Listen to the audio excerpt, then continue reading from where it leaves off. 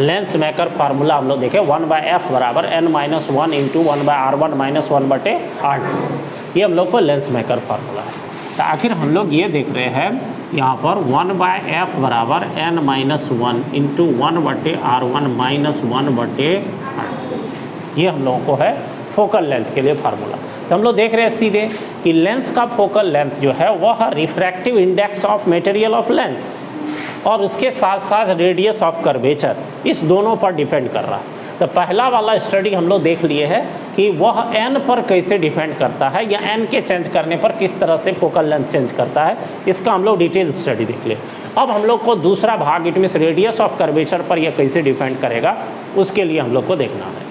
तो सबसे पहला इसमें हम लोग कंडीशन लेते हैं, जैसे फर्स्ट कंडीशन में कि हम लोगों का लेंस जो लेंस की कैटेगरी है उस लेंस में सबसे पहला हम लोग लेते हैं फॉर कॉन्वेक्स लेंस। अगर तुम्हारा लेंस कॉन्वेक्स होगा तब क्या होगा, तो कॉन्वेक्स लेंस के लिए कॉन्वेक्स मतलब यहाँ पर तुमको हो गया बाय कॉन्वेक्स। तो बाय कॉन्वेक्स लेंस पर अगर तुम कंसीडर करोगे इसके रेडियस ऑफ कर्वेचर पर, तो हम लोग ये देख रहे हैं कि मान लीजिए यहाँ पर P1 और P2 इसका दोनों जो कर्व सरफेस है उस कर्व सरफेस का पोल हो गया। और इस पहले कर्व सरफेस को अगर हम लोग देखते हैं कि यह अगर इस गोले का एक भाग है और दूसरा वाला हम लोग देखते हैं इस गोले का अगर भाग है, तो जिस गोले का वह कर्व्ड सरफेस हम लोगों को भाग होगा उस गोले के सेंटर को हम लोग क्या कहेंगे, सेंटर ऑफ कर्वेचर।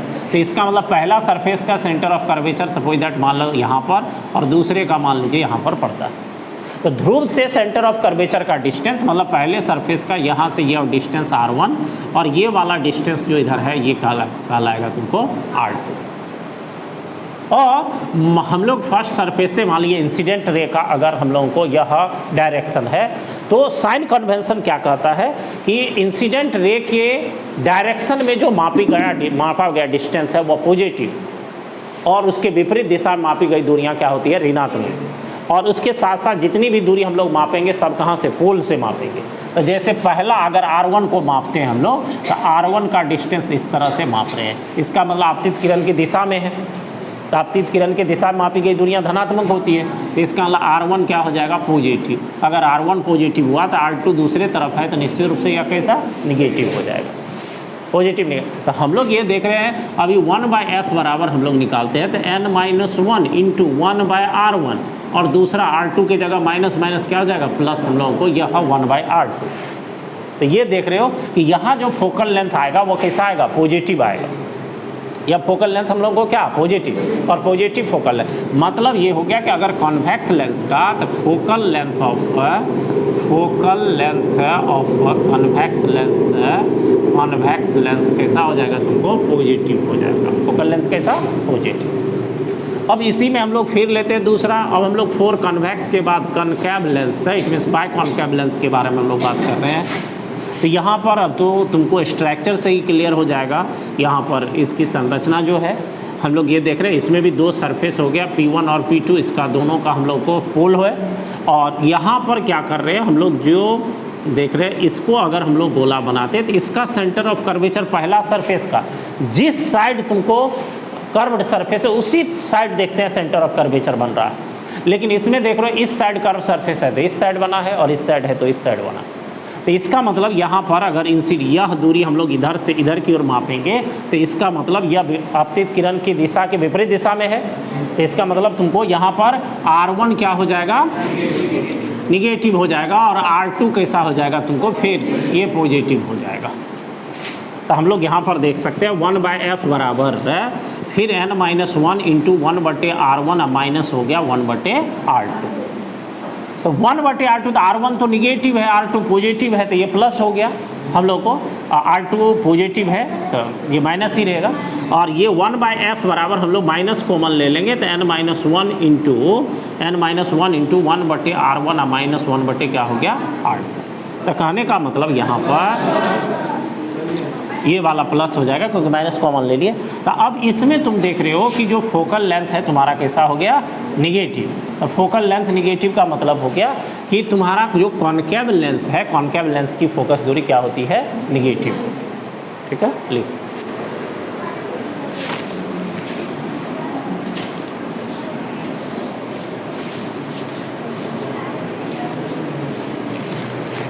देखो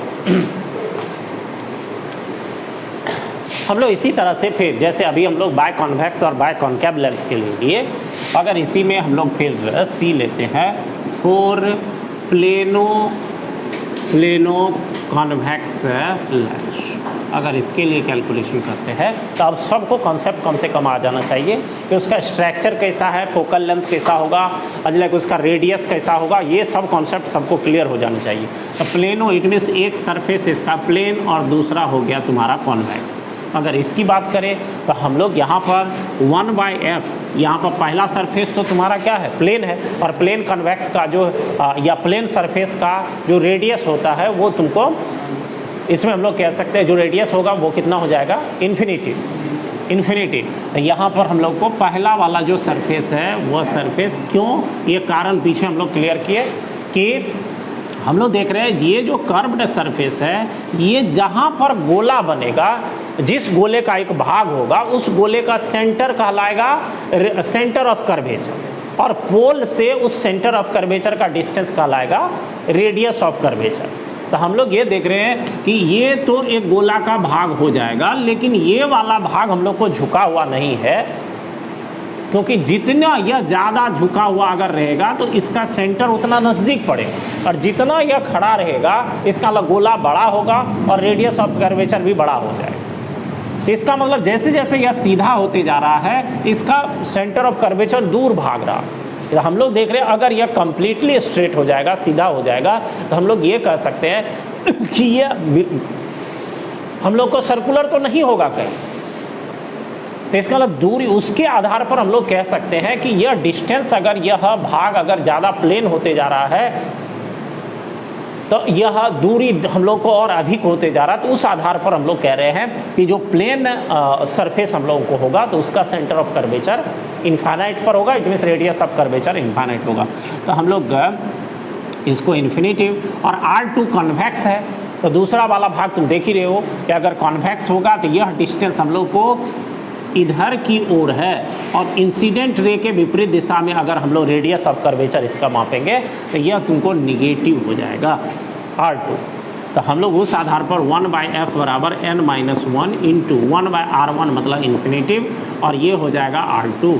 तो बराबर 1/f बराबर, यहाँ समझ गए सबको, माइनस लिए प्लस, तो n-1 अब बाई हो गया तुमको R2। इस तरह से यह फोकल लेंथ हम लोगों को आ जाएगा, फोकल लेंथ प्लेनो कॉन्वेक्स के। इसी तरह से अन्य को भी तुम प्लेनो कॉन्केव के लिए या फिर अन्य जितना भी प्रकार है उन सब के लिए तुम कैलकुलेट कर सकते हो और डिपेंडेंस दिखा सकते हो, किस तरह का डिपेंडेंस रेडियस ऑफ कर्वेचर बदलने से फोकल लेंथ पर क्या असर पड़ता है। ठीक है, पहले इसको कंप्लीट कर। तो इस तरह से हम लोग रेडियस ऑफ कर्वेचर पर कैसे डिपेंडेंस है फोकल लेंथ, उसका हम लोग एक्सप्लेनेशन देंगे। नेक्स्ट अगला टॉपिक हम लोग ले रहे हैं अब इसमें पावर ऑफ लेंस के बारे में हम लोग देखेंगे। पावर ऑफ लेंस, लेंस की क्षमता, लेंस की क्षमता, पावर ऑफ लेंस। देखो ध्यान दो, तो सबसे पहले पावर ऑफ लेंस के बारे में बेसिक डेफिनेशन कि reciprocal of focal length of lens is called power of lens, power of lens. Definition यहाँ पर reciprocal of focal length, focal length का रेसिप्रोकल पावर कहलाता है। तो पावर को हम लोग P से दिखाते हैं, तो P बराबर 1/f, ये इसका हम लोग को फार्मूला हो। अब हम लोग बात करें यहाँ पर कि सबसे पहला कि हम लोग को फोकल लेंथ, अगर लेंस की बात करें तो हम लोग यहाँ पर 4 कॉन्वेक्स लेंस की बात करते हैं। कॉन्वेक्स लेंस, तो कॉन्वेक्स लेंस का फोकल जो होता है वह पॉजिटिव, अभी जस्ट हम लोग कैलकुलेट किए। तो अगर फोकल लेंथ पॉजिटिव होगा तो P भी इसका क्या हो जाएगा, पॉजिटिव हो, पावर पॉजिटिव होगा। अगर हम लोग कॉन्वेक्स के बाद कॉन्केव लेंस की बात करते हैं तो कॉन्केव लेंस में फोकल लेंथ क्या हो जाएगा, निगेटिव। अगर निगेटिव हुआ तो पावर भी क्या हो जाएगा, निगेटिव हो जाएगा। इस तरह से। तो हम लोग इसमें पावर, अब इसके एसआई यूनिट के बारे में अगर देखें तो एसआई यूनिट ऑफ पी होता है, इसको हम लोग डाई ऑप्टर कहते हैं और इसको हम लोग कैपिटल डी से शॉर्ट में दिखाएंगे। और उसके बाद हम लोगों को यूनिट निकालने का दूसरा तरीका फार्मूला भी है। तो अगर हम लोग फार्मूला की बात P बराबर 1/f करते हैं तो यूनिट ऑफ P की हम लोग बात करते हैं तो P बराबर 1/f, f का यूनिट क्या हो गया मीटर, या इसको हम लोग पर मीटर भी लिख सकते हैं, मीटर -1 भी। अब यहाँ पर तुमको एक चीज़ की सावधानी रखनी है, जैसे तुमको कह दिया जाए कि पावर ऑफ कन्वेक्स लेंस और इस कन्वेक्स लेंस का फोकस दूरी तुमको दे दिया जाए 20 सेंटीमीटर, अगर ये निकालना। तो सबसे पहले कि हम लोग को पावर को अगर डायोप्टर में व्यक्त करना है तो फोकल लेंथ को किस में रखना होगा, मीटर में। ये बात तुमको क्लियर होनी चाहिए। तो हम लोग को ये P बराबर हो गया 1/f का मतलब 20, और 20 या सेंटीमीटर है, मीटर में बदलने के लिए 100 से डिवाइड करेंगे तो यह हम लोग को 5। तो यहाँ पर 1/1 मल्टीप्लाई 1/5 का मतलब 5/1 हो गया।